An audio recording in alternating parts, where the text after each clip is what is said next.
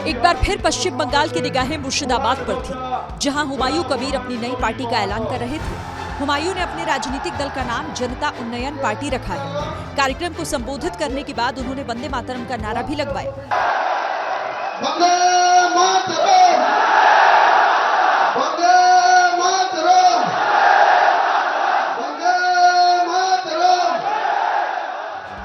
अब हुमायूं कबीर आगामी विधानसभा चुनाव में अपने प्रत्याशी उतारेंगे और उन्होंने दावा किया है कि वो ममता बनर्जी की टीएमसी को पश्चिम बंगाल में एक भी सीट नहीं जीतने देंगे। वहीं हुमायूं कबीर ने पीएम मोदी की तारीफ की है।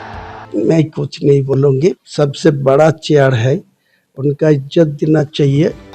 अब विरोधी कह रहे हैं कि हुमायूं कबीर असल में बीजेपी के ही इशारे पर काम कर रहे हैं। एक बार फिर पश्चिम बंगाल की निगाहें मुर्शिदाबाद पर थी, जहां हुमायूं कबीर अपनी नई पार्टी का ऐलान कर रहे थे। हुमायूं ने अपने राजनीतिक दल का नाम जनता उन्नयन पार्टी रखा है। कार्यक्रम को संबोधित करने के बाद उन्होंने वंदे मातरम का नारा भी लगवाया।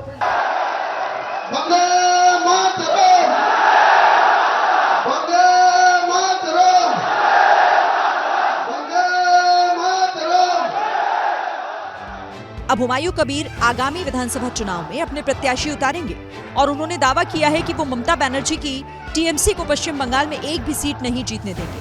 वहीं हुमायूं कबीर ने पीएम मोदी की तारीफ की है।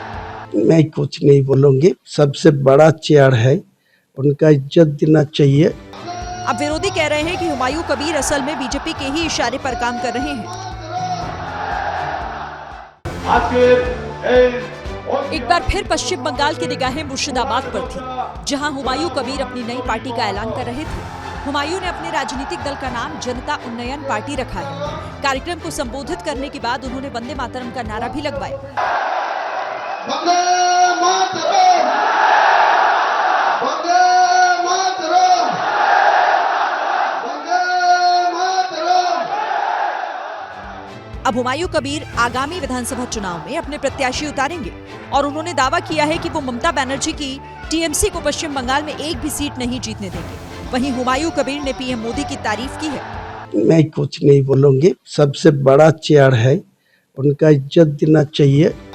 अब विरोधी कह रहे हैं कि हुमायूं कबीर असल में बीजेपी के ही इशारे पर काम कर रहे हैं।